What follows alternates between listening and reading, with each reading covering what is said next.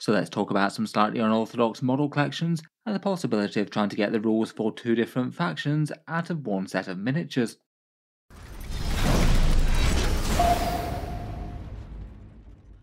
Hello and welcome back to Auspex Tactics, where today I thought I'd do a video on a subject that had kind of piqued my interest a little bit. The idea of trying to paint up a few miniatures that maybe could have some general purpose use, and rather than stick just to one codex and rule set in Warhammer 40k, which armies are there out there that you could conceivably run with two different factions?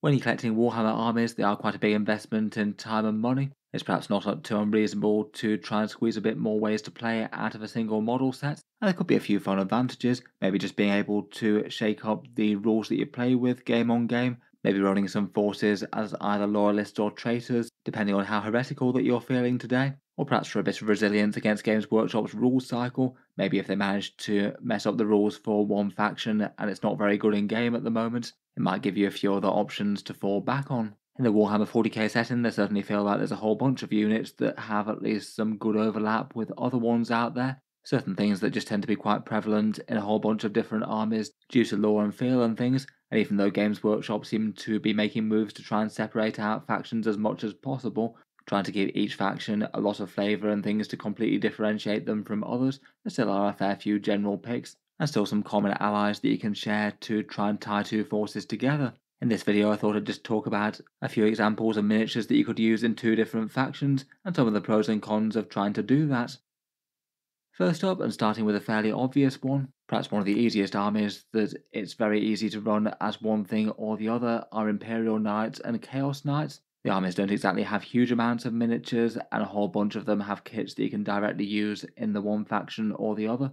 And even beyond that, outside of a whole bunch of cool aesthetic stylings, a lot of what differentiates the Imperials from the Chaos are the war gear choices, things that could be potentially kit bashed, magnetised, or using 3D printed bits to swap things out if you wanted.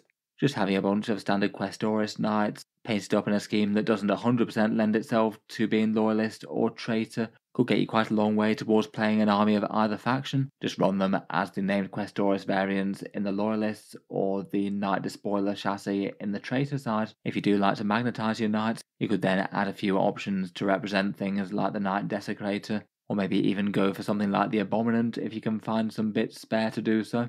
And it's kind of similar with the Dominus and the Armigers. They're basically just the same kit in one faction or the other, even if from that kit you wouldn't have quite the same sort of level of models as the War Dogs. Given it's mainly war gear things though, I'm sure you could find at least some players selling some spare bits online if you wanted to have things to represent the Havoc launchers and chain cannons and things. And there are a lot of people 3D printing generic weapons in this day and age. I'm sure it wouldn't be too hard to find some miniature Gatling guns or mechanical taloned claws to represent slaughter claws.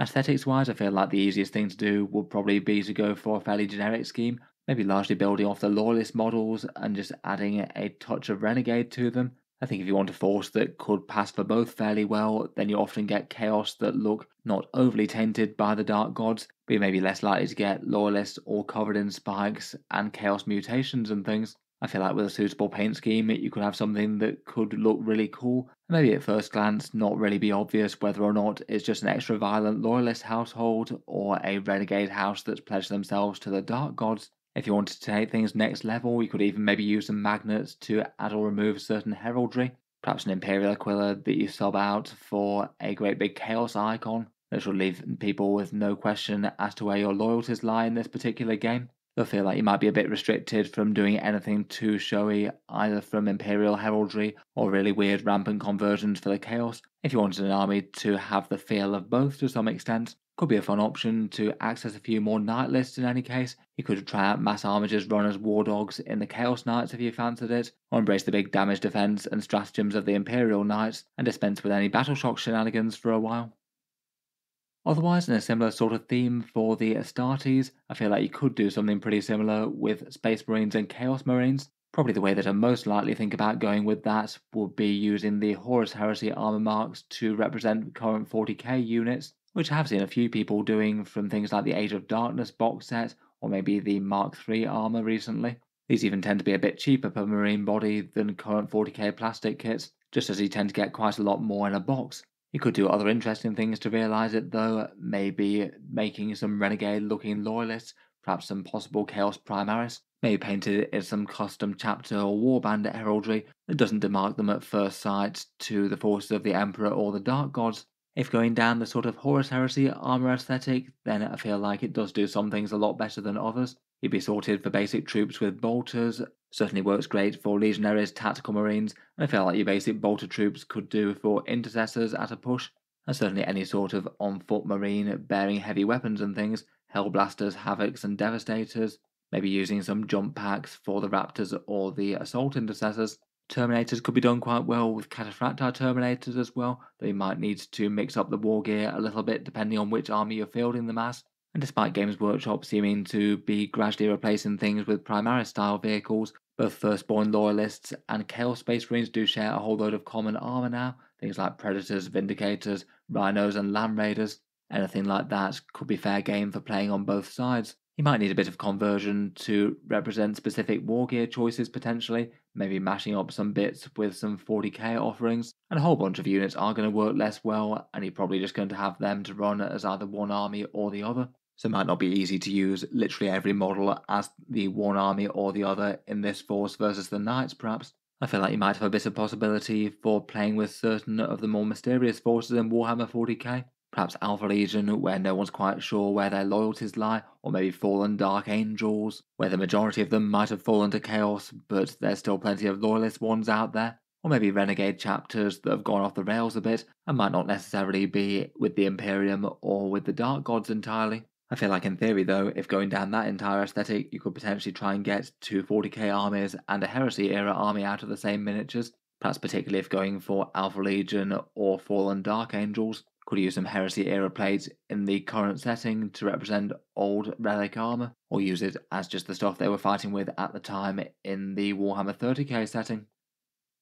Another fun one, and maybe kind of a topical one right now, is Astra Militarum and Genestealer Cult. Certainly one that I've had a bit of experience with myself. I quite enjoyed more theming my Genestealer Cult army around a corrupted guard regiment, more so than mutant miners, and given the previews that still looks like it's going to be easily possible in the new codex, even if it is just locked to one detachment. One route that I went down myself was to use Lasgun Cadian Guardsmen to represent my ranks of neophyte hybrids, backed up by a bunch of grenade launchers or flamers, and then maybe converting a bunch of seismic cannons or mining lasers onto guardsman bodies to go with them. If you've got a whole bunch of infantry, then they could be used to get quite a big core of an army to the Genestealer Cult force, and maybe only need to convert 1 in 5 of them to bear some sort of cool special weapon, if you wanted to do a bit of adapting. For the majority of other things, I'd say that outside of Brood Brothers, most other things don't really mesh over quite as well as Neophytes, but some could maybe do in a pinch. Since they removed the Griffin artillery tank from the Guard Codex, occasionally I've used them as the Achilles Ridge runners with a mortar. Maybe a little bit big for the purpose, but I feel like it does its job okay. And another good option is using Tauruxes as Goliath trucks or the other way around. I feel like they're somewhat similar in size and aesthetic, and are close enough to do the job of either, maybe with a few magnets. Between that, there's at least a few units that you could field as basically either or, but to use more of the guard units in Genestealer Cults, you can make up a lot of the rest with some allies via that Brood Brother Auxilia detachment. That means that you could basically run half your army as just complete straight guard, so get some Lehman Rosses, extra infantry, and all manner of other things besides the things that are restricted.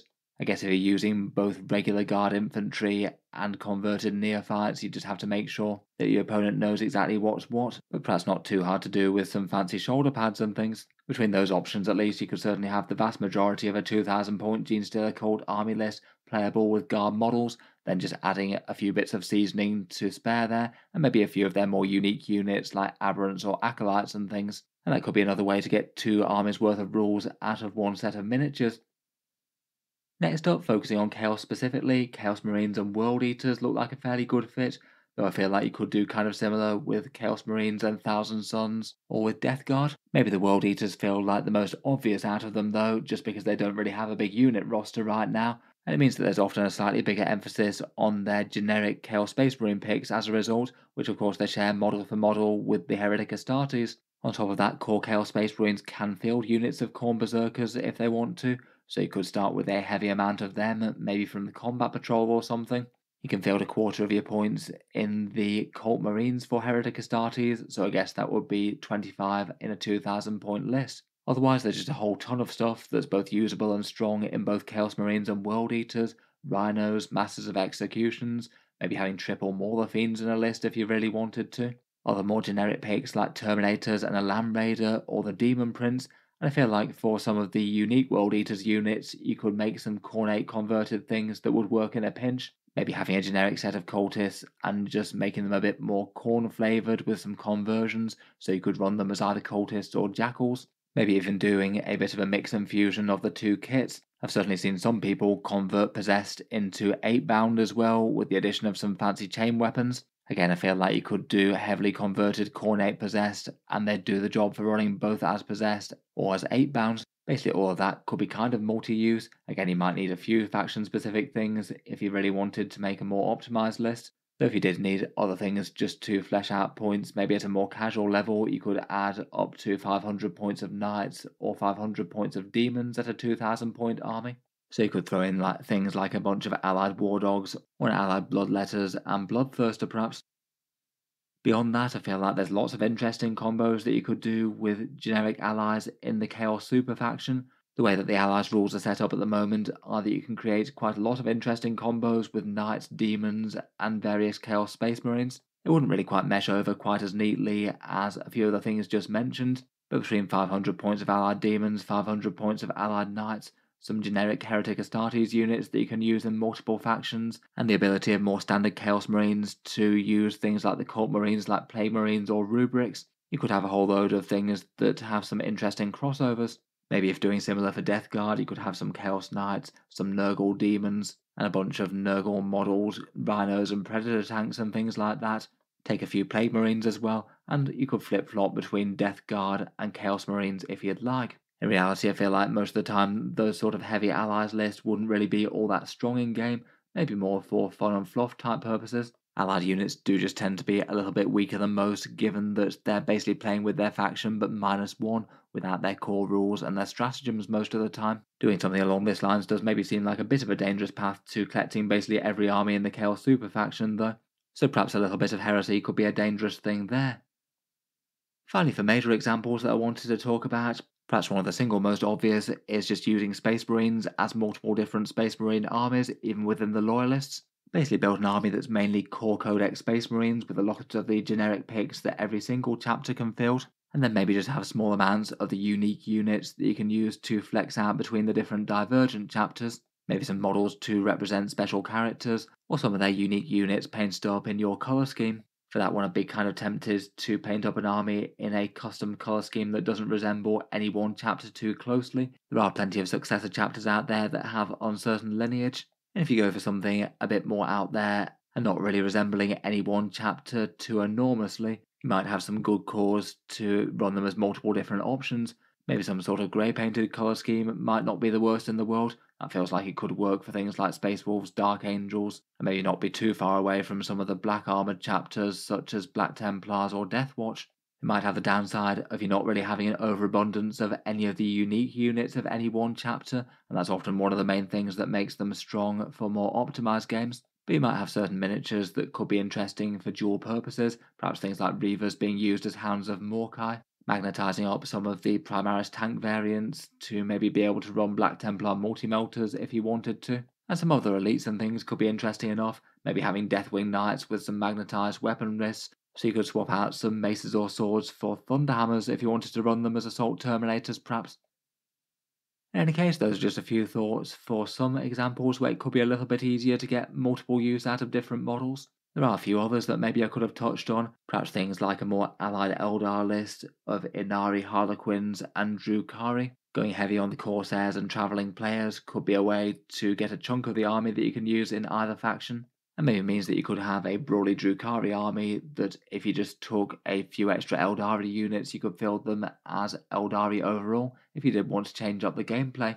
Tyranids and Genestealer cults share a few units as well. If you went for heavy Vanguard things and took 30 Genestealers and 3 Broodlords, that'd get you quite a lot of points that you could share equally between either army, even if it's going to be a bit of a weird skew thing that hasn't tended to be too good in 10th edition so far, maybe unless that Biosanctic Brood Surge from the Genestealer cult turns into the new strong thing somehow. Finally, probably just also worth mentioning just the idea of playing models in different game systems, maybe using Demon Armies in Age of Sigmar or Space Marines in Horus Heresy as I touched on earlier. I feel like there are some definite positives for that. Could be an interesting way to collect an army, and does feel kind of fun that you could develop multiple different themes in an army going forward. Though at the same time, I would say that there's a fair few downsides. You might have a risk of an army feeling just a little bit generic and maybe lacking a bit of theme for any one faction. If you don't want your force to be very clearly loyalist or very clearly traitor, for example, you might not want to go too wild with the heraldry and the fun stuff in either direction. Maybe needing some more muted colour schemes or not going for things directly out of the lore. I guess it could perhaps make your army a little bit unfocused if you're trying to expand in multiple different directions at once. And as mentioned for a few of these, I feel like Games Workshop's changing rules and history of removing models might not work in your favour for this. For example, Firstborn armour that shares between the Firstborn Marines and Chaos Marines might not be guaranteed into the far future, seeing as we lost things like the Hunter and Stalker and the Land Speeders. I feel like if there's a direction of travel, it's generally Games Workshop trying to differentiate the armies as much as possible, not really tending to release things that can be usable for multiple different factions. I guess from a gaming point of view as well, some people might be kind of sniffy about changing factions with gameplay if that's done primarily for power and to gain advantages over them. Obviously nothing too wrong with that if you're doing it in competitive play type things, but I feel like there's lots of different ways that people could react to that. I would say it's less likely to be a problem if you paint an army up really nicely, and it still has some strong theming, even if you might be sitting on the fence between Loyalist and Heretic in some way. In any case though, let me know what you think. Have any of you guys tried to collect a force that's usable as two different armies in game? And if so, how did it go? Does it see much table time as both different factions, or do you generally tend to stick to one? If you enjoyed the video, then feel free to subscribe to Auspex Tactics. We'll certainly keep the regular 40k updates coming. I do tend to post new ones just about every day. Finally, if you have been enjoying all the videos on the channel, I would just like to mention that Auspex Tactics does have a Patreon page as well, and you can find that linked in the video description if you'd like to help support and keep these videos coming. Channel patrons do get a fair few advantages, seeing certain videos early, regular votes to see what sort of things come next on the channel, and automatic entry into the regular prize giveaways with a chance to win some big model kits each month. If any of that sounds good to you or you'd just like to help support, the link is down in the video description. In any case, a massive thank you for listening, and I'll hope to see you guys next time.